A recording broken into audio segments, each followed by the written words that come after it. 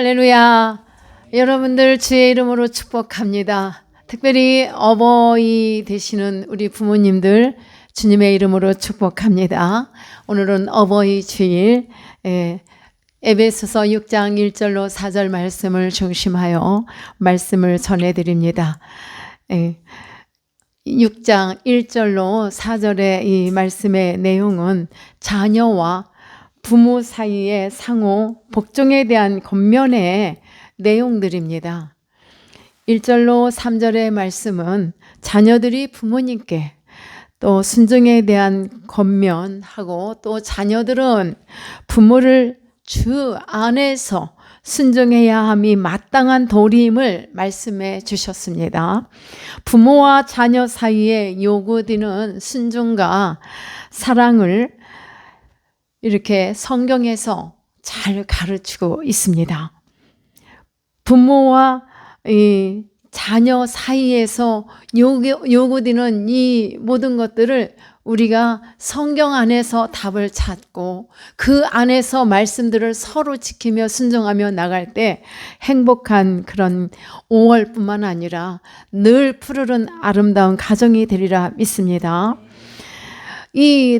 이 말씀을 기록한 이 당시의 그 시대의 상황을 말하자면요. 어린 아이들에 대한 존재는 어떠한 존재였냐면 사회적 존재로 인식되기보다는 부모의 소유 정도로 이해가 되었습니다. 때문에 자녀들에 대한 일반인들의 관심은 전무한 그런 상태였습니다.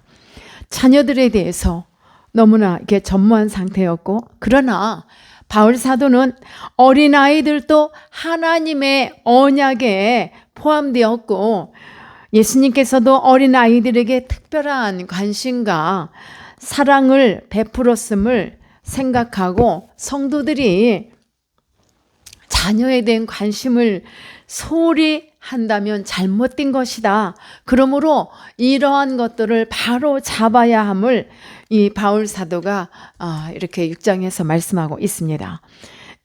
우리 이 자녀들에게 주어진 교훈은 부모를 순종하라는 말씀입니다.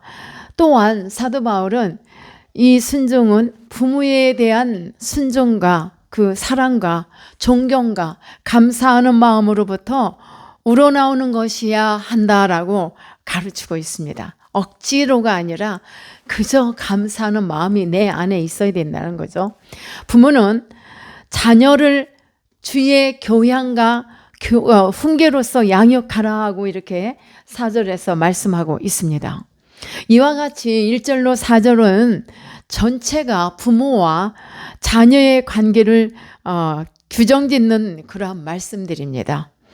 자녀의 부모 공경은 하나님이 인간 사이에 세우신 영원한 법칙이고 인간과 인간이 지켜야 할 그 5계명에서 10계명까지의 계명 중에 첫째 계명이 부모를 공경하라. 어떻게? 주 안에서 공경하라는 이것이 하나님이 세우신 영원한 법칙이라는 말씀입니다. 여기서 너희 부모를 공경하라 하시는 이 순종하라는 말씀은 부모는 자녀의 공경의 대상입니다.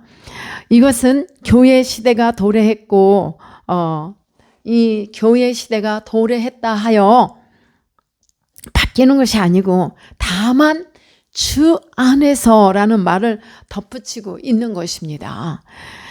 골로새서 3장 20절의 말씀, 주 안에서 순종하고 그 다음에 공경하고 순종하며 주 안에서 기쁘게 하라 하셨습니다. 부모는 자녀를 한 인격체로 정당하게 대우해야만 합니다. 아비들은 자녀를 노엽게 하지 말라고 했죠. 그렇다 해서 무조건 그들이 원하는 것을 다 들어주고 해주라는 말씀은 또 아닙니다. 다만 여기서 중요한 것은 함부로 대하지 말라는 말씀입니다. 어린 자녀일지라도 인격을 존중해주고 그들의 생각을 존중해 줄수록 그 아이들은요, 더 올곧게 올바르게 자랍니다. 그래서 그들이 더 훌륭한 자녀로서 부모를 공경하는 자녀로 거듭나 이렇게 살아가게 된다는 것입니다. 시편 127편 3절에 보면요. 보라, 자식들은, 이 자녀들은 여호와께서 주신 기업이요, 또 태의 열매는 그의 상급이로다. 하나님이 부모에게 주신 상급이라, 이 말씀입니다. 사랑하는 여러분, 성도의 자녀 양육은 신앙이 그 방법이요, 목표가 되어야 합니다. 자녀 교육함에 있어서 신앙이 첫째란 말씀입니다. 그러므로 우리 부모는 오직 주의 교양과 훈계로서 그들을 양육하고 양육하라고 권면하고 있는 말씀입니다. 신앙 교육을 제대로 교육하고 잘 키우라는 이 말씀을 바울 사도가 우리에게 다시 한번 강조하고 있는 말씀입니다. 모세는 구중 궁궐에서 자랐습니다. 사실 모세는요, 그 당시 상황에 의해 부모에게 버림받은 사람이었어요. 그러한 모세였음이 틀림없습니다. 그리고 이방 나라에 들어가서 그 안에서 애굽이라는 그 구중 궁궐에서 살아납니다. 그가 40세까지 그렇게 호화스럽게 잘 살았죠. 그런데 40이 되어서야 동족을 생각하는 마음이, 동족을 돌아볼 수 있는 마음이 들어왔어요. 그래서 궁궐에서 내가 이렇게 왕자로서 호화스럽게 나만 이렇게 누리고 사는 것보다는 차라리 내가 좀 어렵고 고달플지라도 지금이라도 이 동족을 생각하면서 호화롭게 살아가는 삶보다는 고난을 받더라도 동족과 함께 함이 낫다라고 이렇게 생각을 하고 그가 그런 마음을 결단을 했어요. 근데 이런 마음을, 민족애를 가질 수 있다는 이런 마음은 누가 길러냈을까? 물론 하나님이 함께 하셨어요. 그런데 그 모세는 나일강가에 버려졌지만 버린 그 어머니가 요게벳이 모세의 그 모친이 그 애국 궁궐에 유모로 들어갔어요. 그래서 그를 갓난 아기 때부터 그를 이렇게 모유를 먹이며 그뿐만 아니라 신앙의 교육, 하나님의 율법의 말씀을 그 아들 모세에게 가르치면서 훈육을 했어요. 유모잖아요. 유모가 길러내잖아요. 그러므로 아마도 이 요게벳을 통하여 모세는 신앙교육을 잘 받았다고 생각합니다. 디모데에서도 보면은 어머니와 외할머니, 외조모를 통하여서 신앙교육을 잘 받은 것처럼, 자, 이 여인이, 세 사람이 다 여인이에요. 그렇다면 우리 어머니의, 아비의 교육도 너무 중요하지만 어미들의 자녀 교육이 너무 중요함을 성경은 강조하고 있습니다. 하여 이 애국 궁중에 들어간 친모 요게벳을 통해서 이 신앙교육을 잘 받고, 요게벳은 그 아들 모세를 애국 공주의 왕자로서 살아가는 그런 호화스러운 삶을 살지만은 그 안에는 이스라엘 백성으로서의 하나님의 그 말씀의 진리를 그에게 어려서부터 심어줬던 거예요. 그러니까 잘 자라서 이제 철저한 신앙 교육을 받고 성장한 아이로서 성인이 되어서는 민족의 지도자로서 거듭나게 되었습니다. 이 어린 아이에게요, 신앙이 있어야만 내가 올바로 살 수 있는 하나님의 말씀이잖아. 이 신앙이라는 것은 그 말씀을 따라서 순종하는 것이 신앙인데, 그와 같은 삶이 어려서부터 심어줘야 된다는 말씀 중요합니다. 이것이 부모가 먼저 그 본을 보여주면서, 자, 이렇게 작심을 하고 이스라엘 동족, 그들과 자기 동족과 함께 고난을 받으며 살겠다고 다짐한 이 모세는 그 나라의 지도자가 되는 삶을 사는데 그게 쉽지가 않았어요. 광야 40년의 그 삶이 얼마나 고달팠겠습니까? 이 왕자님께서 얼마나 화날 일도 많고 얼마나 고초가 심했겠습니까? 힘들었을 터인데 그는 그와 같은 삶을 살게 되었습니다. 우리 부모들은요, 잠언 22장 6절에 보면은 그 말씀처럼 마땅히 아이에게 가르쳐야 할 것을 훈육하고 우리가 양육해야 할 사명이 있어요. 그 행할 길을 가르쳐야만, 그래야만이 이들이 늙어서라도 그것을이라는 것은 그 말씀을 떠나지 않고 산다는 말씀이에요. 이게 모세가 그렇게 할 수 있는 것도 어머니 요게벳 유모인 그 어머니를 통해서 신앙의 교육을 받았기 때문에 타당했던 것 같습니다. 우리 성도는 자녀들에게 모순된 사회 구조보다 주님 안에서 신앙적 처신에 대한 관심을 갖도록 잘 지도해야만 합니다. 에베소서 6장 말씀은요, 골로새서 3장의 말씀 연장이라고 봐요. 이게 같이 3장 2절의 말씀이 중요하다겠죠. 위의 것을 바라보라겠어요. 생각하라. 아래 것은 땅의 것을 생각하지 말고, 경건한 근신은 이 세상을 살아가는 모든 성도가 반드시 지녀야 할 표지입니다. 이 말씀이 바로 골로새서 3장 2절의 말씀이라고 생각합니다. 위의 것을 생각하고 바라보고 땅의 것을 생각하지 말라. 이것이 경건한 근신이라 이 말이에요. 그러므로 이 세상을 살아가는데 우리 성도가 지녀할 표지라 이 말씀입니다. 부모된 우리 자녀들은 부모된 우리가 이 자녀들을 잘 양육하여서 부모를 공경하고 사회에서 모범이 된 그런 생활을 할 수 있도록 우리 부모는 교육을 하고, 그럼으로써 그들의 신앙이 마치 요셉처럼 형통하고 이 세상을 사는 동안 복의 복을 받고 장수할 수 있도록 성경적으로 길러내는 거예요. 자, 요셉이 형통했다. 요셉이 형통했다는 것은 잘 먹고 호화롭게 잘 입고 잘 사는 것을 말함이 아니라고 언젠가 가르쳐드렸는데, 요셉의 형통함이라면 신앙적으로 형통했단 말이에요. 신앙적으로 형통했다는 무슨 뜻입니까? 하나님과의 관계가 제대로 된 형성으로 이렇게 나갔단 말씀입니다. 그러므로 요셉처럼 길러내고 싶습니까? 신앙의 형통함을 길러줘야 돼요. 이게 막중한 그 책임감이 부모된 우리에게 있습니다. 그래서 어려서부터 우리 아이들에게 예수님을 가르쳐줘야 돼요. 예수님이 어떤 분? 예수님은 성육신하여 이 땅에 오셨습니다.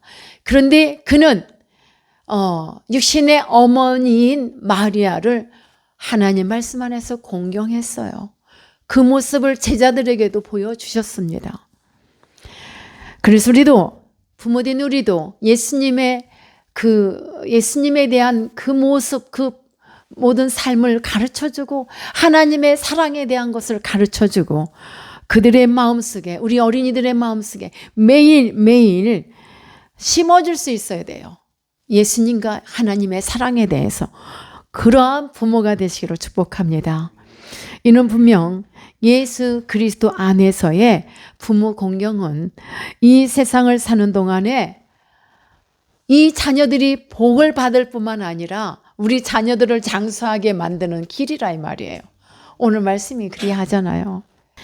자, 이렇게 우리 자녀들이 복을 받고 장수하게 하는 것은 우리가 비결인데, 이 비결은 어떤 거냐? 기독교 윤리로서의 그리스도 안에서 온전한 연합을 이룬 가정에서 드러나는 올바른 도덕률임을 말씀하고 계시는 것입니다. 그러므로 기독교의 도리는 부모를 공경하는 것, 예수님 안에서 효의 도리를 완성하셨습니다. 누가요? 주님이 먼저 효의 본을 보여주셨고 효의 도리를 다하셔서 육신의 부모에게 순종하고 사랑하시며 섬기셨다는 말씀입니다. 성육신하신 우리 주님의 그 모습, 육신의 어머니를 공경하는 모습, 제자들에게 어머니를 부탁하는 그 모습, 이와 같은 것들은 보살핌, 어떤 따뜻한 자식으로서의 부모에게 나타내는 그런 따뜻한 공경하는 마음입니다. 이 말씀이 곧 10계명에서 1계명에서 4계명까지는 인간이 하나님께 섬겨야 할 그 도리에 대한 계명들이었고, 그 다음 5계명서부터 10계명까지는 인간과 인간 사이에 지켜야 할 계명들이에요. 그 첫 번째가 바로 부모를 주 안에서 공경하고 섬기는 것이거든요. 어디서 기독교가 부모를 모르는 뭐라? 이거는 잘못된 거예요. 주님 안에서 하나님 먼저예요. 그러니까. 자, 어버이 주일을 맞이해서 우리 부모님들은 자식을 대할 때 어떻게 대해야 될까요? 사랑으로 대해야 합니다. 아버지가 자기 방식과 표준대로, 자기 표준대로 가르칠 때 억압적인 방법이 동원될 수가 있으므로 그 어떠한 경우에도 부모의 그 혈기와 분노로서 자녀에게 폭력을 행한다든가 폭력을 행사해서는 절대로 안 됩니다. 그것은 자기 분노를 표출하는 것밖에 안 돼요. 그 폭력과 혈기 부리는 부모 밑에서 자란 아이들이 어떻게 가요? 다 삐뚤어집니다. 삐뚤어지는 저 아이를 보면서 왜 제가 저래? 그거는 내가 내 안에서 모습을 찾아야 될 줄 믿습니다. 그리고 빨리 우리는 주님 앞에 그 문제를 갖고 와서 기도할 때 해결이 되리라 믿습니다. 이렇게 사랑 안에서 하나님 말씀 안에서 잘 자란 자녀들은 달라요. 그래도 온유함 속에서 말씀 속에서 삐뚤어진 길을 가다가도 올바른 길로 찾아옵니다. 그런데 부모가 잘못된 교육 방식으로 혈기와 분노로 아이들을 사로잡고 함부로 아이들을 대하면 그 아이 또한 삐뚤어진 부모로서 또 거듭나요. 그렇게. 이것은 가슴 아픈 사회 구성입니다. 그래서 우리는 자녀를 격노케 하지 말고 주의 교훈과 훈계로 양육하며 라고 말씀하셨어요. 주님께서 이 본을 보여주셨던 그 품행을 우리가 가르치기를 열심을 다해야 될 줄 믿습니다. 부모는 주 안에서 온전히 헌신하는 생활을 함으로써 자녀에게 본이 되어야 합니다. 자녀는 자신을 낳아주시고 길러주시고 교육시켜주신 부모님을 주님 안에서 공경하고 순종해야 함이 자녀된 도리입니다. 근데 지금 세상에 보면은 부모조차도 돌아보지 않고 섬기지 않는 이러한 자녀들이 있다는 것은 얼마나 이게 악하고 슬프고 어두운 세상을 만들어 갑니까? 그런 이 사회가 부패될 대로 부패돼서 어두운 거예요. 부모 없이 이 땅에 온 사람은 그 누구도 없습니다. 부모와 자녀 사이는 예수 그리스도 안에서 부모와 자녀라는 일륜을 맺은 것입니다. 믿습니까? 때문에 부모와 자녀는 믿음의 증진을 위하여 서로 이끌어줘야 합니다. 부모는 자녀를 이끌어주고 자녀 또한 부모에게 해야 할 도리로 나가야 한다는 말씀. 또 바르게 양육하는 이 양육이 되어야 돼요. 그러한 관계에 있음을 다시 한번 이렇게 하라는 말씀을 명심하라고 지금 이 말씀을 주고 계시는 것입니다. 양육하여 행복한 가정을 이뤄가시기를 간절히 축복합니다. 가정이 이렇게 되면은 이 사회도 자연히 아름다운 사랑으로 이렇게 형성이 되어가고 만들어가는 기관들이 될 수 있고 아름다운 사회 구성을 이룰 수가 있는 것입니다. 성경에서 말씀하는 부모 공경은 세상의 윤리적 효도와 다른 신적인 효도입니다. 신적인 효도. 부부 관계의 윤리에서 아내의 복종함에 상응하여 남편의 사랑이 제시된 것처럼 부모와 자식의 관계에 있어서도 자식의 순종과 공경에 대응하는 부모의 의무가 주어집니다. 하여 가정이란 단순히 맺어졌음을 이렇게 단순히 명령받는 그런 집단이 아니라는 것, 그냥 명령하는 것이 아닌 상호 유기적인 그런 관계로 맺어졌음을 이렇게 성경에서 잘 보여주고 계십니다. 사랑하는 여러분, 우리가 부모는 자식을 대할 때 사랑으로 대해야 하고, 부모는 또 자식을 노엽게 부모는 자식을 노엽게 하지 말라고 이렇게 기운하신 말씀처럼 우리가 그와 같이 살아야 돼요. 요즘 시대 우리 어린아이들이 얼마나 귀한데, 어린아이들 학대하는 거, 이거는 있을 수 없어요. 내 자식이라고 함부로 마구 이렇게 폭력을 가하고, 이거는 아니에요. 온유한 카리스마로, 말씀으로 이렇게 양육하면 그들이 자기의 자리에 적재적소에서 찾아가고 그 자리에 있게 되는 것을 볼 수가 있습니다. 여러분들 모두가 다 그렇게 보시기를 축복합니다. 그래서 부모는 우리 자녀들을 잘 올바로 성장할 수 있도록 잘 인도하고 잘 훈육하고 양육을 하고, 이런 여건을 만들어 주면서 양육을 하라, 이 말씀입니다. 주의 교양과 교훈으로 훈계를 하고, 자녀는 부모를 존경하고 순종할 수 있도록, 이와 같이 되면 가정마다 천국이 따로 없죠. 내가 사는 이 가정에서 먼저 천국을 이뤄야 돼요. 부모의 역할, 자녀의 역할, 서로가 서로 이끌어줌이 다 이와 같은 일이에요. 서로의 역할 분담을 잘 해나갈 때에 부모와 자식 간에, 자식과 부모 간에 사랑하게 되고 화평하게 되고, 한 가정을 잘 만들어 감으로써 이 가정이라는 사회를 잘 만들어 가야 더 넓게 이 세상에 아름다운 사회를 이룰 수가 있습니다. 그러므로 가정의 달을 맞아요. 오늘은 어버이 주일인데, 어버이인 우리 부모님들께서 다시 한번 각성하여 하나님의 말씀으로 돌아와 내가 세상적인 방법으로 우리 자녀들을 잘 가르치고 남보다 더 하나 가르치고 더 잘 입히고 더 잘 먹이고가 아닌 그리스도 안에서의 이 교육 방법으로 나가면 나머지 부족함을 하나님이 채우세요. 하나님이. 이러한 은혜를, 이러한 체험을 가정마다 다 체험하시기를 축복합니다. 가정의 달 두 번째 주일인 오늘 어버이 주일에 주님의 은혜로 우리 가정에 더 사랑으로 더 따뜻한 가정이 되기를 축복합니다. 이 가정들이 살아나야 돼요. 가정들을 살리기 위해서 부모인 우리가 먼저 말씀으로 돌아와 무릎 꿇어야 합니다. 기도 없는 가정, 자녀를 위한 기도.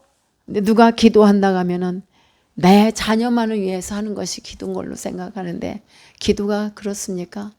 기도에 우리가 기도하는 대상 우리 하나님께 하는데, 우리의 기도 제목이 광범위하게 더 넓어져야 될 줄 믿습니다.